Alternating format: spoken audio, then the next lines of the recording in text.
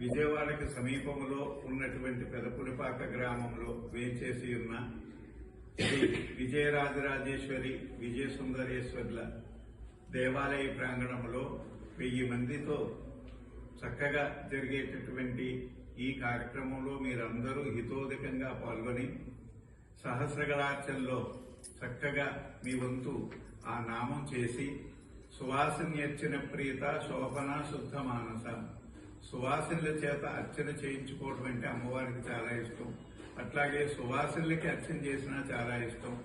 అందుచేత కదిలినటువంటి అమ్మవారిని కదిలేటటువంటి అమ్మవార్ల మాతృమూర్తుల్లో చూసుకోవడం చాలా గొప్ప విశేషం.